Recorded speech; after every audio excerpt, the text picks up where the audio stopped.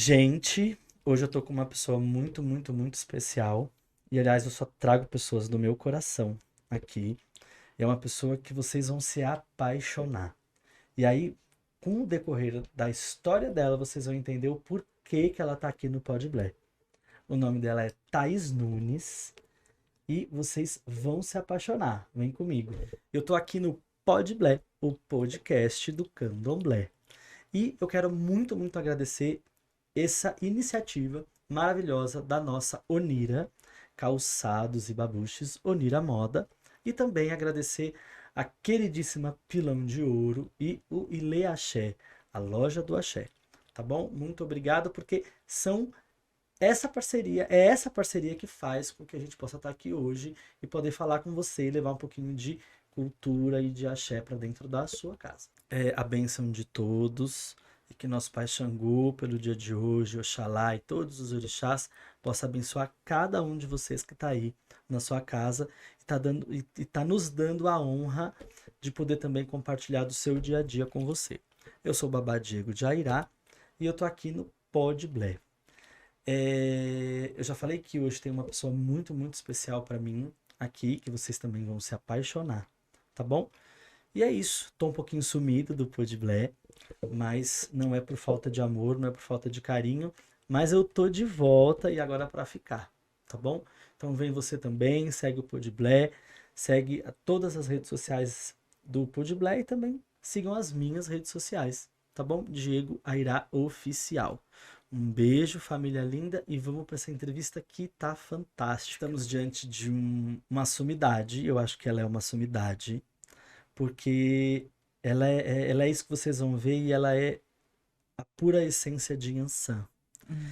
E eu sou uma pessoa de Xangô e para falar de Yansan eu vou me emocionar com certeza, porque Oiá é o ar da minha vida e ela que enche os meus pulmões e me faz ter força para levantar todos os dias.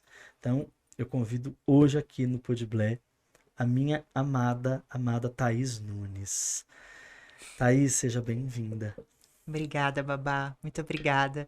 É uma honra estar aqui, poder falar um pouquinho sobre minha carreira, sobre jornalismo e, é claro, sobre axé, que é essa força que nos move, nos faz acordar todos os dias e seguir em frente. Ai, é lindo. E a gente chora, porque a gente é emotivo, viu? Sim.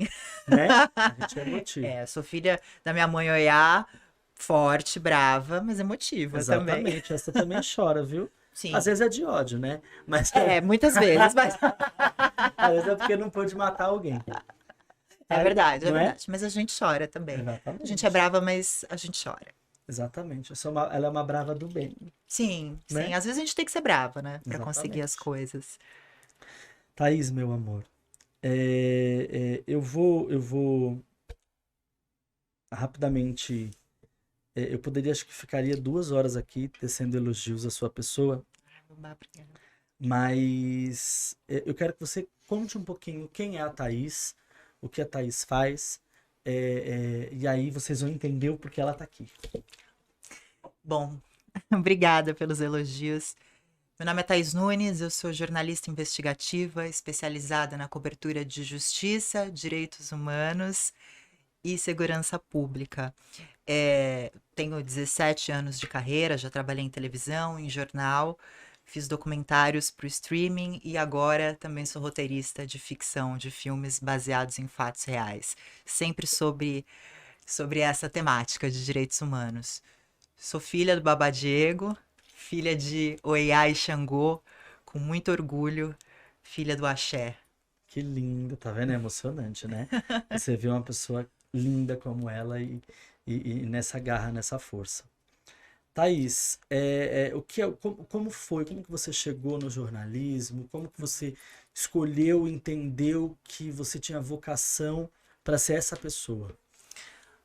Babá, eu sempre. Isso da comunicação nasceu comigo, assim. Eu sempre fui muito comunicativa. A minha mãe brinca que antes de falar mamãe, eu falei por quê. Então eu era aquela criança que sempre, por quê, por quê, por quê, por quê, por quê, de uma maneira até insistente, deixava os meus pais assim, malucos. E muito com essa coisa da comunicação. sempre. Talvez já era minha Padilha do meu lado.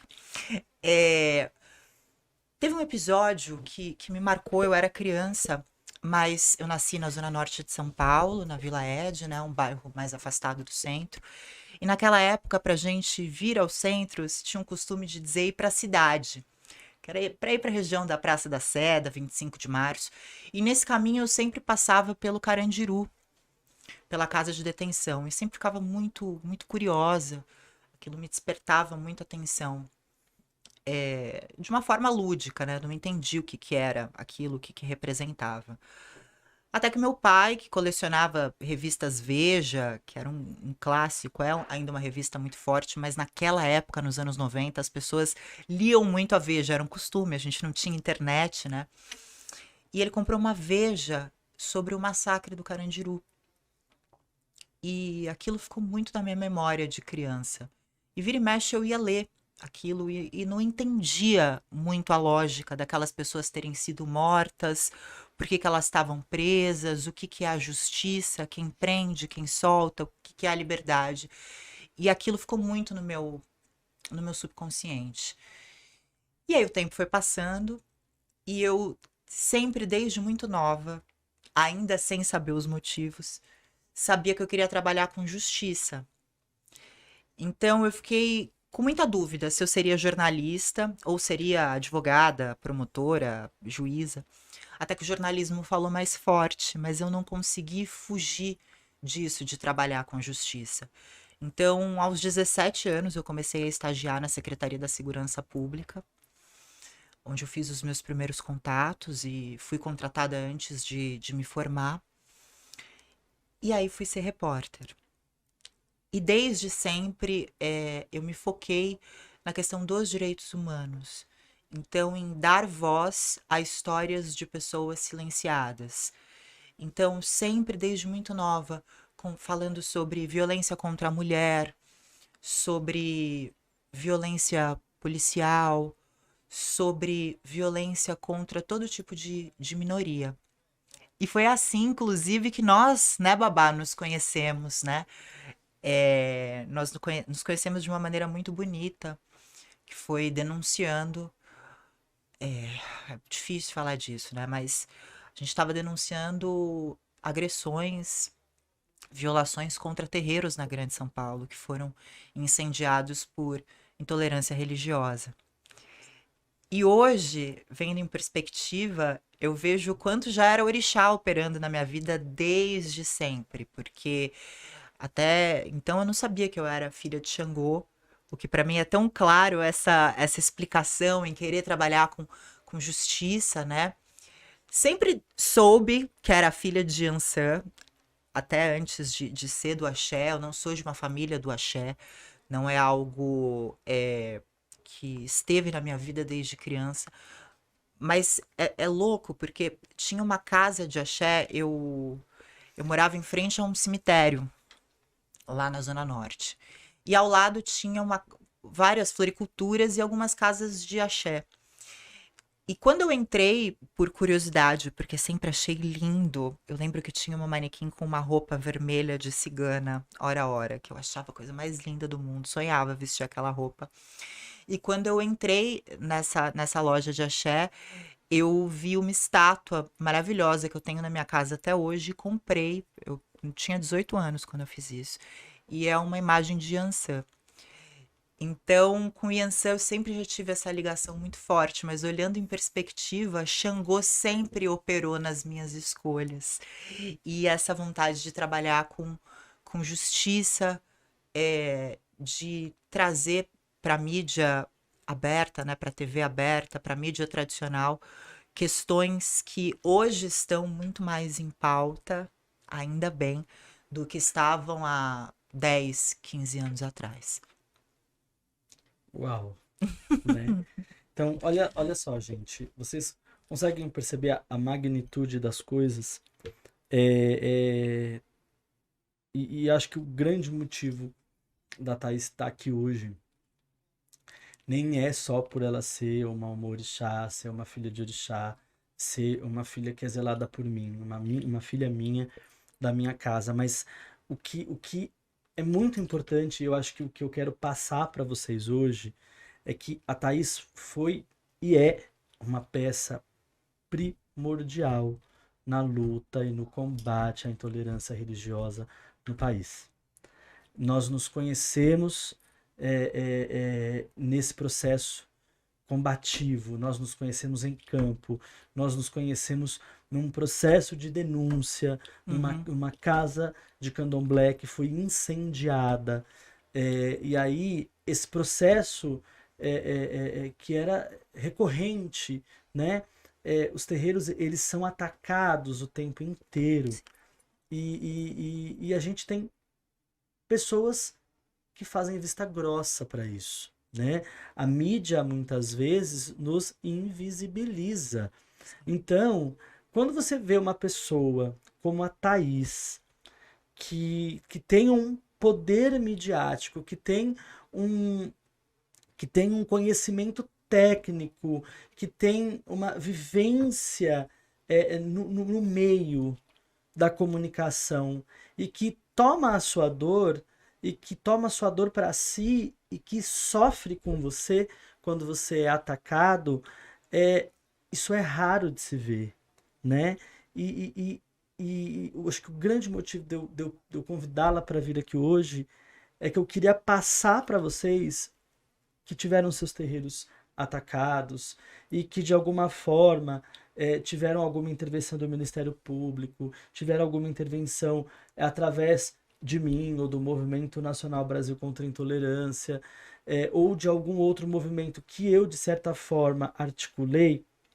Eu quero que vocês conheçam quem muitas vezes está por detrás das câmeras, né? Quem muitas vezes está articulando, está lutando, está brigando dentro de uma redação para fazer com que aquilo seja pauta. E eu estou batendo na mesa de novo porque eu me excedo, entendeu? Porque eu sou de Xangô e aí eu já acho que tem que bater o martelo, entendeu? Eu já vou me exaltando. Mas é assim, vocês me conhecem, sabe que eu sou assim. Então, eu quero que você que está aí do lado, que às vezes está sofrendo intolerância religiosa, que às vezes está sofrendo algum tipo de violência em razão da sua religião, ou em razão da sua condição de desejo sexual, ou em razão da sua condição de gênero, você que está sofrendo qualquer tipo de violência, você precisa saber quem está do outro lado, quem está lutando por você, quem está tentando ser a sua voz no mundo, na mídia, na imprensa. Você pode ser calada por muitos, mas enquanto tiver uma pessoa que vai dar ouvidos, que vai tentar ecoar a sua voz, você não pode desistir. Exatamente, Babá. Eu acho que. Obrigada por todas essas palavras lindas, Axé. E eu acho que tem uma questão que é o resistir, né? Existir é resistir. Então, a impressão que eu tenho, Babá, é que a cultura de axé no Brasil, ela é muito invisibilizada, porque uma cultura é apagada primeiro por sua religião. Então, o apagamento da cultura africana no Brasil se dá muito pela religião. Então, é muito comum que pessoas que têm vergonha de dizer que são de terreiro, né? Ou a pessoa que usa outras palavras para dizer sem dizer, ah, eu vou no centro espírita, não vou no terreiro. Ah, mas tem. Onde você vai? Isso é uma coisa que eu já ouvi, mas onde você vai? Eles não matam bicho, não, né? Então, é uma cultura muito. A cultura de terreiro foi apagada. E eu acho que faz parte da resistência dizer que a gente existe. Então, eu sempre faço questão de publicar nas minhas redes, de dizer, de tentar desmistificar para quem está disposto a ouvir. Eu acho que chegou a hora, sabe, Babá? Tem tantas outras questões que a gente, felizmente, tem visto ser desmistificadas, como a questão do racismo. Se a gente pensar 10 anos atrás, o quanto que a gente falava sobre direitos das mulheres, por exemplo. Hoje em dia a gente já tem uma evolução. É claro, tem muito ainda a melhorar, mas a gente já vê uma evolução na questão da mulher, na questão do racismo. E a questão da intolerância religiosa tem que caminhar para esse mesmo espaço. Então, essa visibilidade à nossa religião, essa visibilidade, falar de orixá, né? Explicar que não, Exu não é o diabo, como tanta gente quer dizer, como a sociedade como um todo ainda acredita. Eu acho que é direito da gente existir, é dever dos filhos de orixá honrar o nome dos nossos orixás, honrar a nossa religião, falar sobre isso de uma forma simples, de uma forma amorosa, para quem estiver disposto a ouvir. Tá vendo? Isso é. Gente, é isso, né? É isso porque a gente tem vivido tempos sombrios. Sim, é, esperamos que acabe, mas temos vivido tempos muito sombrios, né, Babá? Sim, pra gente principalmente, né? Sim, Que tem de forma muito explícita lutado, militado pelas questões raciais, pelas questões de gênero, sim. pelas questões de diversidade sexual. Então, tem sido tempos sombrios, onde meninos vestem azul e meninas vestem rosa. Quer dizer, peraí, É, e mulheres estão quase integradas à sociedade. Essa eu ouvi, eu fiz, nossa. o quase é de matar. É, o quase é de matar. O quase é de Entendeu? matar. O quase é de matar e eu uso rosa se eu quiser, e amarelo e roxo. E assim, a gente tem que ter noção das coisas, Sim, né? E então, assim, é fascinante, né? Eu acho muito importante para que a comunidade te conheça, né? E saiba que você, por si só, a sua imagem, já é uma imagem forte que nos traz força também, o Babá é né? uma E honra. que você pode ser essa pessoa dentro do seu meio Uhum, que protagonize essa luta de direitos, de direito das mulheres, de direito das minorias, de direito das religiões minoritárias. Você pode ser essa pessoa que protagoniza, porque você tá ali, é seu dom, né? Você é ouvida. Quando você grita, a sua voz ecoa pelo mundo. Mas a voz daquela mãe de santo que está lá na periferia, ela não é ouvida. A sim. voz daquele filho de santo que foi apedrejado na escola porque é de religião de orixá, né? Ele não é ouvido. A diretoria de ensino, muitas vezes a própria escola invisibiliza isso. E eu acho que tudo começa quando a gente fala. É importante dar nome às coisas, sabe, Babá? Eu me recordo de ter travado altas discussões dentro da redação sobre a importância, por exemplo, de usar a palavra feminicídio. A lei do feminicídio é super recente. E eu enfrentei grandes dificuldades com colegas que achavam que não era importante. Ah, mas por que é importante dizer que essa mulher foi vítima de feminicídio? Porque é importante dar nome às coisas. Sim. O feminicídio não é simplesmente um assassinato de mulher. Uhum. É uma palavra que embute uma série de camadas Sim. pelos motivos desse crime. Então, a gente falar de intolerância religiosa, a gente falar do conceito de racismo religioso é importantíssimo. A gente precisa existir, sabe? A gente precisa, eu acho tão importante que seja publicar. Às sextas-feiras eu uso branco. Eu uso branco e às vezes as pessoas se chocam, né? De olhar assim e, nossa, mas por que você tá toda vestida de branco? Tô vestida de branco porque eu sou do axé. Às sextas a gente usa branco. Numa boa, sabe? Explicar sobre Exu. Dia desses, agora eu tô escrevendo um filme e Exu é danado, né? Exu é Ou danado, gente, Exu é danado. E a primeira cena do filme, que tô participando, uma reescrita de roteiro, né? A primeira cena era uma cena sobre Exu. Como não deveria, não poderia deixar de ser, né? ele é o primórdio, né? É, ele sempre chega chegando, né? Maravilhoso, eu amo. E na sala de roteiro, com pessoas que não são do candomblé, eu comecei a explicar quem era Exu dentro do meu conhecimento. E foi bonito, porque todo mundo olhou e falou: Nossa, mas Exu é isso? Eu nunca tinha ouvido falar. Nossa, mas que interessante essa explicação, que bonito de ouvir, quero ler. E foi uma surpresa, porque eram pessoas inteligentíssimas, com altíssimo nível cultural, que já viajaram o mundo todo, mas que nunca tinham ouvido quem é Exu. Olha só. Então, eu sei que é difícil, que a gente está num momento de muita polarização, mas eu confio ainda, Babá, eu sou uma pessoa muito positiva, eu confio que com jeitinho, com essa comunicação, que é um dom, que é o meu dom, mas que eu acredito que é uma capacidade que todo mundo tem, de a gente explicar o que que é orixá, levar a palavra do orixá, mas não nesse lugar de catequização, Sim, né? Não nesse lugar de convencimento, de imposição, mas num lugar de esclarecimento, de busca por respeito, de busca por direito de existir. Babá, eu não consigo conceber, conceber um terreiro ser queimado, sabe? Nos dias de hoje, né? Eu não consigo conceber isso. Eu não consigo conceber que a vida de uma pessoa esteja em risco pela orientação sexual.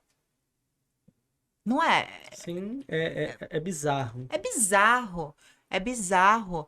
Eu não consigo conceber que eu tenha menos oportunidades no mundo por ser mulher, que o mundo me encaixe em um determinado lugar, que eu tenho que fazer determinada coisa, falar de um determinado jeito, me vestir de um determinado jeito por ser mulher. E isso é algo tão bonito do axé, porque nós temos deusas mulheres. Nós Exatamente. cultuamos a força feminina, Exatamente. né? E o candomblé é matriarcal, né? É, A grande potência é. no candomblé, ela é feminina, né? Então, a instituição do candomblé, a maneira em que o candomblé se instituiu, se construiu no Brasil, ela é completamente matriarcal, né? Então, a mulher tem uma força, tem um poder, tem uma importância única. Óbvio, existe o equilíbrio. Não existe o homem sem a mulher.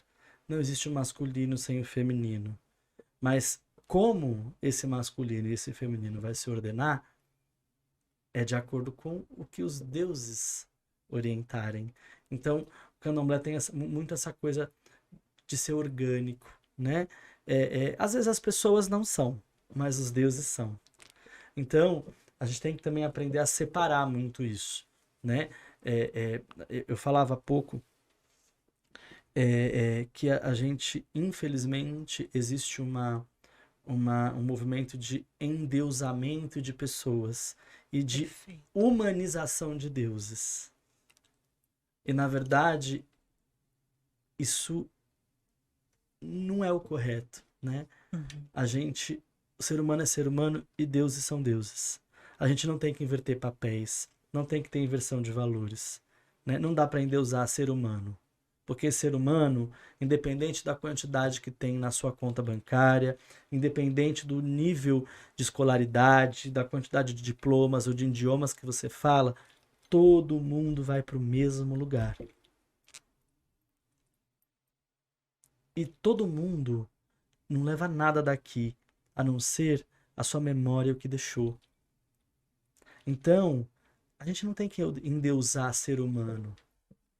A gente tem que louvar e cuidar de quem é de fato um Deus, que são os orixás. No nosso caso, Sim. somos candomblecistas, né? Agora, o humano não.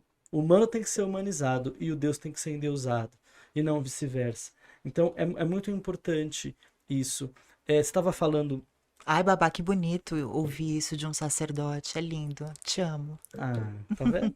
Mas sabe o que que é?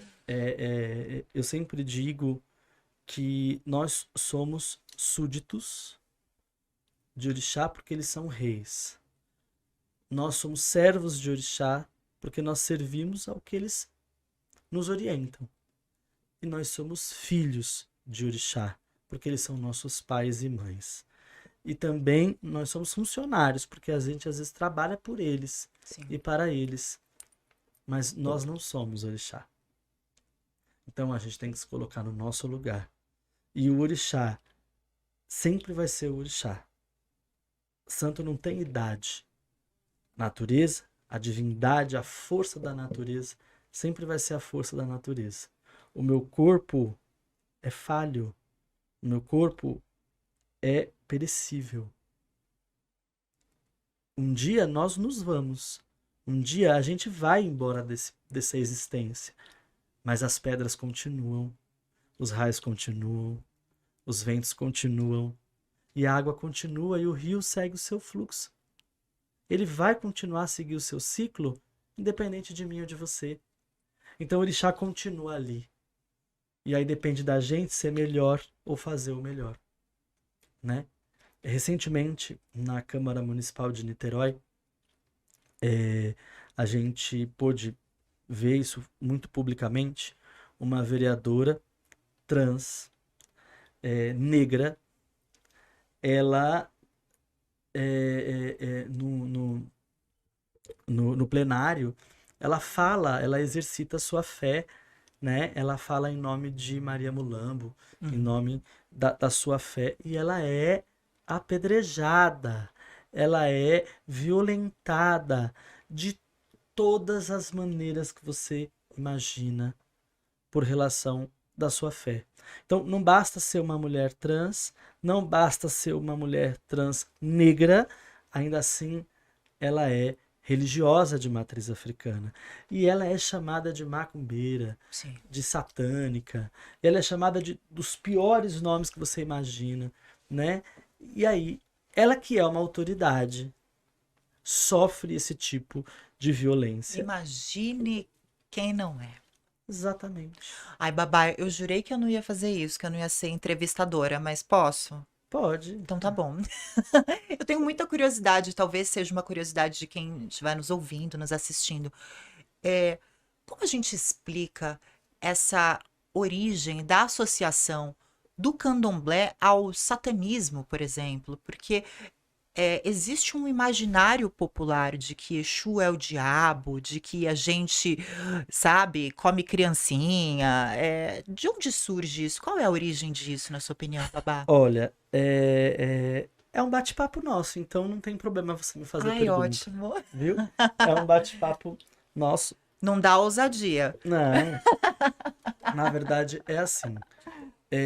Tudo começa com a maneira em que a tradição religiosa chega no país, tá certo? Então, a religião africana, ela chega no porão dos navios negreiros, tá?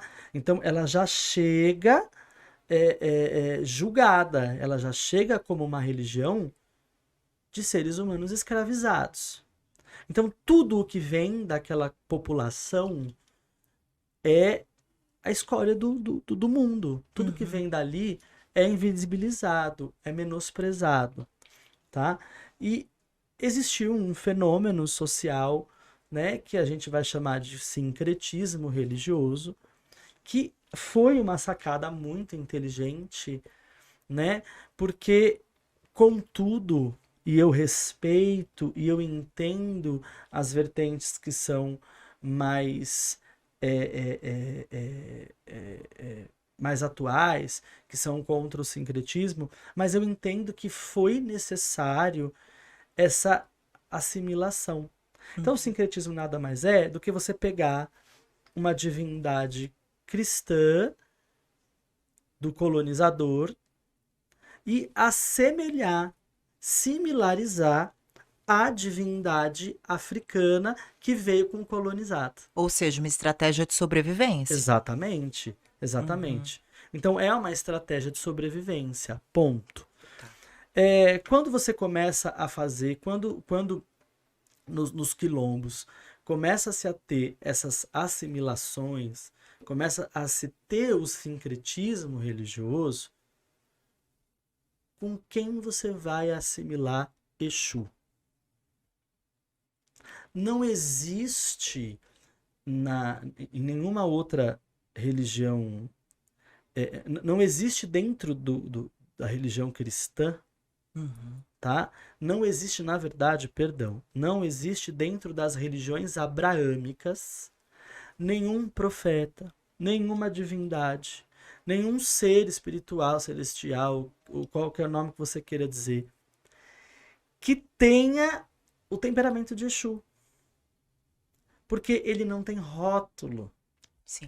Ele pode ser o que ele quiser. Exu, ele tem esse hibridismo. Exu, ele é o começo, ele é o meio, ele é o fim, ele é atemporal. Né? E a lenda, as próprias lendas, os próprios itãs africanos explicam essa liberdade de Exu. Exu é o deus da comunicação. Se a gente fala hoje é porque Exu também habita em nós. E se você pode não só falar, mas se você pode me ouvir e me ouvir com clareza e discernir, pensar, entender o que eu digo, também é a ação de Exu. Então, qual divindade, qual santo católico, cristão, ao que ele seria assemelhado? E quando você tem nos itãs, nas lendas africanas, que Exu é o mensageiro do céu e da terra, Ele olha só, transita. ele transita, ele sobe e ele desce. Ele está entre o Orum, que é o céu, e o Aie, a terra. Para nós candomblecistas, não existe o inferno, não existe submundo. O mundo é uma cabaça cortada ao meio. Só tem céu e terra. Tem divisões no céu? Possivelmente, mas só tem céu e terra. Existem lá várias divisões no céu, mas o mundo só tem céu e terra. Não existe submundo, não existe inferno.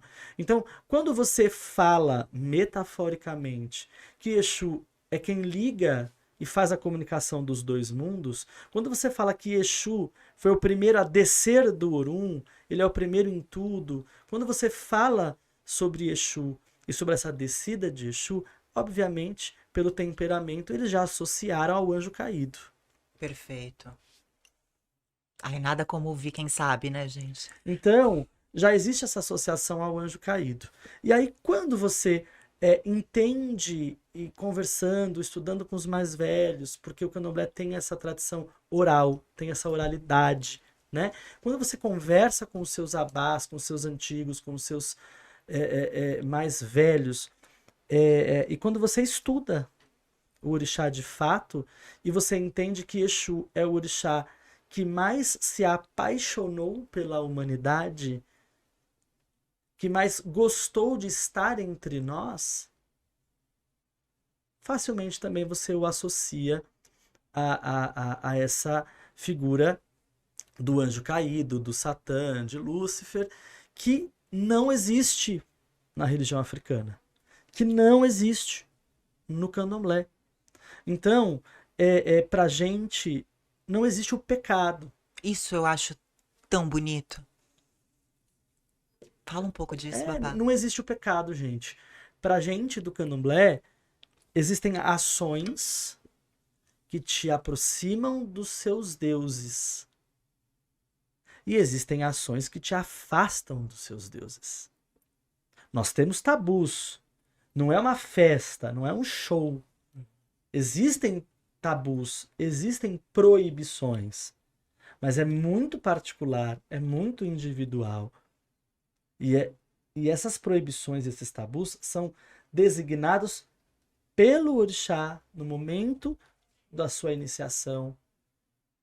Existem alguns tabus que são incomuns, mas e tudo tem uma explicação. Ninguém sai inventando o candomblé assim, ui, inventei. Não, tudo tem um porquê. Tudo tem um porquê.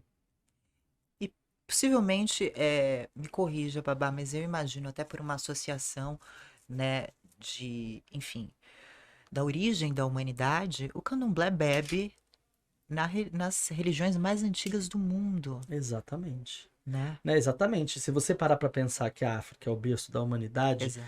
e isso é provado cientificamente, a religião africana, nas suas pluralidades, nas suas diversidades étnicas, são as religiões primordiais. Exatamente. Né? Então, quer dizer, tudo isso, gente, pode estar o acesso de todo mundo, mas nem todo mundo tem o acesso a isso. Uhum. Então, às vezes, um pequeno diálogo da gente aqui pode desmistificar muita coisa. Eu costumo dizer que a informação desconstrói o preconceito. Perfeito, Babá. E posso acrescentar também? Eu acho que é tão mais comum a gente ouvir é, críticas negativas externas de quem não conhece o Candomblé, que a gente tem que ocupar esse espaço de falar bem da nossa religião, de falar do Exatamente. que tem de bom no axé. Eu me sinto tão alimentada individualmente por orixá. Eu acho isso tão bonito no Candomblé, enxergar cada ser como único, né? Não existe, como você falou, Babá, não existe um pecado universal. Cada um tem uma trajetória individual. Cada ser humano é um ser único, não é um número. E isso tão bonito. É tão bonito esse fortalecimento da própria jornada, né? A gente não ser incluído em um preceito único que pode travar caminhos individuais, né? Então, acho que é importante que a gente fale bem, que a gente espalhe a boa palavra sobre a nossa fé, não Exatamente. é? Isso é Exatamente. empoderador. Exatamente. Exatamente. E o conhecimento é poder, né? Sim, O sim. conhecimento é poder. Então, gente, procurem estudar sobre o axé, sobre o orixá, buscar na sua casa de orixá. Provoque o seu sacerdote, né? Às vezes eu não tenho também, às vezes eu não tenho tempo no meio das funções de Uhum, explicar o tempo todo para os meus filhos, de falar o tempo todo com os meus filhos, porque é uma correria muito grande. é Mas verdade. muitas vezes eu tenho provocações positivas, os meus filhos me provocam a explicar, né? É. Eles me fazem, eles me provocam a poder levar esse conhecimento adiante. Porque um dia a gente se vai, mas o conhecimento fica. Isso que é o bonito, né? Você quer conhecer de axé, não tem um papel, um livro com tudo ali explicado de A a Z. Você tem que ir descobrindo aos poucos, com os seus Exatamente. sacerdotes, com a sua família de terreiro. Exatamente. É um senso de Exatamente. comunidade muito grande, né? Exatamente. E é um por todos e todos por um, né? É isso. Tô muito feliz de estar aqui com você hoje, E eu, então? de estar nessa sexta-feira de Oxalá, com esse ser humano iluminadíssimo, que me deu a honra de te ter como filha e contar com você, não só para mim, mas você é um patrimônio do Axé. Ah, Você fala de nós, você fala por nós. Então, é uma gratidão muito forte saber que por onde você estiver, por onde Yansan e Xangô te levar, eles falarão em seu nome, você falará em nome deles, sabe? E é muito bonito isso. obrigada, E Baba. aqui no Podblé, esse espaço que a gente tem, que não é meu, é de várias pessoas, né? Quem tá assistindo a gente nunca vai ver eu trazer pessoas que vão falar, que vão fazer fofoca, que vão fazer Uhum. isso, que vão falar do terreiro do outro. Não, eu tenho um propósito no axé. E o meu propósito é levar o que o axé tem de melhor e não publicizar o que o axé tem de defeito ou de Sim. deficiência. Uhum. Então, você é uma parte, uma parcela do que o orixá e do que o axé tem de melhor, né? E assim como outras pessoas tão importantes, quero trazer um monte de gente importante para o axé, que ajudou a criar lei, que ajudou a fazer evento, que ajudou a escrever emenda, que ajudou a criar política pública no país para pessoas de terreiro, né? Tem muita gente importante que sempre foi invisível, que sempre teve por detrás, Sim. né? Como eu, como gestor público, fico por detrás das ações. Nem tudo que eu fiz, o que eu faço é publicizado, né? Agora, enquanto Babalorixá, eu estou à frente de uma comunidade. Então, aí sim eu sou visto, né? Porque eu estou à frente de uma comunidade e eu sou a ponta do iceberg dessa comunidade. Agora, enquanto gestor público, enquanto articulador político para políticas para as nossas comunidades, tem muita coisa que a gente faz e que ninguém precisa saber, ou que ninguém sabe, o que não se é publicizado, Claro. né? Então, é isso, gente. Eu acho que o recado de hoje é esse. Eu acho que a nossa parcela de contribuição com vocês é essa, né? E eu sou muito grato pelo dia de hoje, por ter tido esses momentos com a Thaís. Quer deixar algum recado para as pessoas? Pede para as pessoas seguirem suas redes Claro. sociais, acompanharem seu trabalho. Gente, a Thaís tem um monte de coisa legal. A Thaís faz um monte de coisa linda. Ai, E ela só pincelou, mas tem muita coisa legal, né? Tem documentário que estreia daqui a pouco na HBO Max. Tem muita coisa. Conta tudo pra gente. Babá, primeiro eu quero te agradecer. Eu sou muito feliz e honrada por ser sua filha.